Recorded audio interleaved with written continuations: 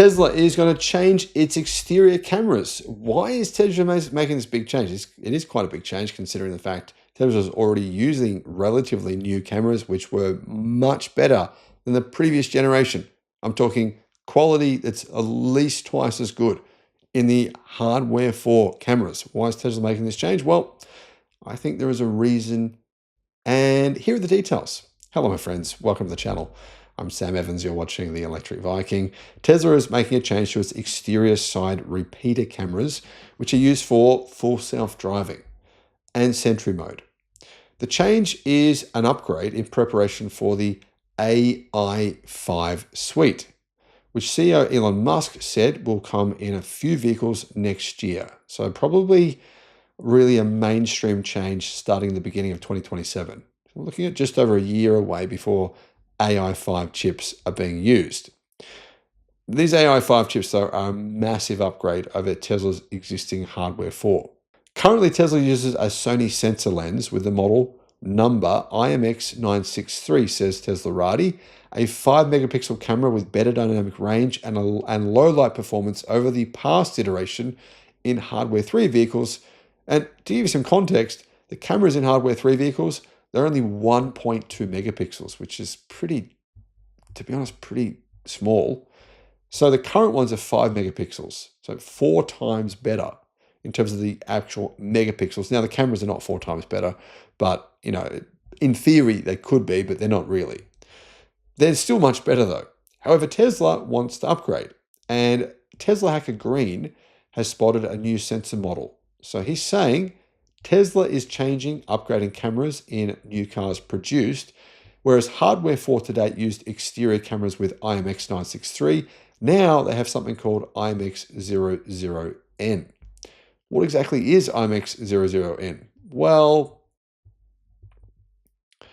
Sony hasn't released the details. I believe they are Sony cameras for these new models, but IMX963 has been used in AI4 hardware 4 vehicles. It only makes sense that Tesla would prepare to upgrade these external cameras when they have AI5. So my guess is that the resolution will be much higher. I think the camera, the low light performance will increase. That's really, really important. Probably the biggest challenge for Tesla's full self-driving is low light conditions. For example, rainstorm, really low light conditions, snowstorm, nighttime, really, really dark nighttime with no moons out, no stars. That's the big challenges there for Tesla. So I think the new cameras could be potentially 10 megapixel cameras. It's most likely they'll upgrade to something substantially better.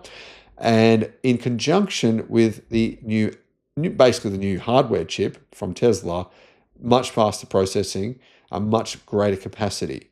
And I think that'll mean that, you know, cars from 2027 onwards will be much more capable when it comes to their ability to see everything around them in all circumstances. I mean, currently, let's be honest, hardware 3, hardware 4 is great in 98% of circumstances, 98%. It's really these edge cases where these kind of camera improvements will make the biggest difference. Now, guys, what are your thoughts on this? What are your thoughts? If you use full self-driving, what's your experience been?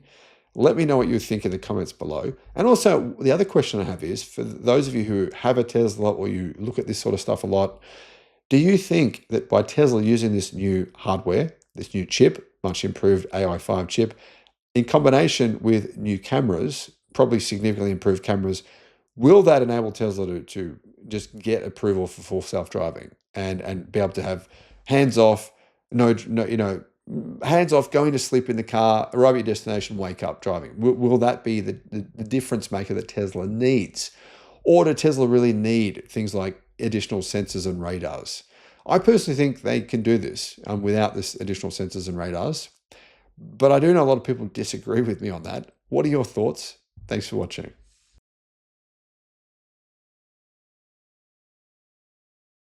Guys, electric cars have never been more affordable, particularly here in Australia. I know you guys in the US are kind of struggling right now because of all the EV incentives have been cancelled and manufacturers are saying they are going to cancel some of their EVs. And in addition to that, What else is happening is you've banned Chinese cars. The American government says it's going to put a blacklist on BYD. I don't know how they're going to do that because BYD employ thousands and thousands of staff in the United States. In California, they have factories there. It's been set up for decades. They sell trucks and buses and mobility vehicles in the US. But apparently the US government, Trump, doesn't know this. He's a dipshit and says they're going to blacklist BYD.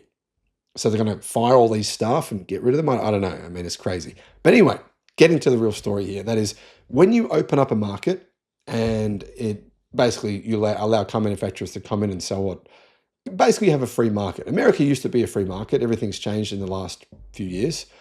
But when you do that, it brings prices down. Competition goes up and it means, well, ultimately customers get cars or get products in general that are the best possible prices. For example, guys, our solar here in Australia costs less than half what you guys pay in the United States, less than half. In fact, it's probably about 60% cheaper. It's amazing. Now, I'm not saying that the US should change its policies on China, but I am saying that the Xpeng G6 that I own now is unbelievable value. They've got a new discount on, $5,000 discount plus free servicing for 5 years.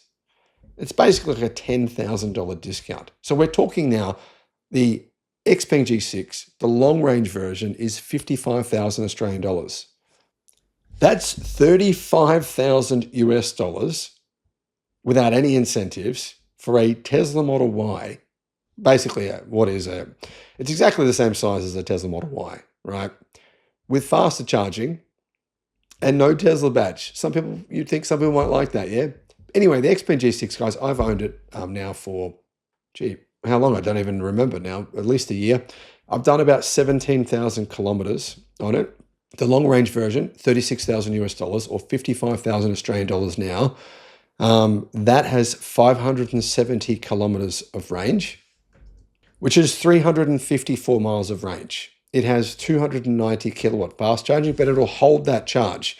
So it actually will charge faster than a Porsche Macan EV or a Kia EV6 or a Hyundai Ioniq 5, which has 350 kilowatt charging because they just peak and they don't hold that charge. So it will hold that charge, and it's actually the fastest charging EV you can buy in Australia. Well, that isn't until the new version comes and the Zeekr 7X. But anyway, in addition to that, this car is exactly the same size, identical to a Tesla Model Y. Same weight as well, pretty much the same weight because it used gigacastings.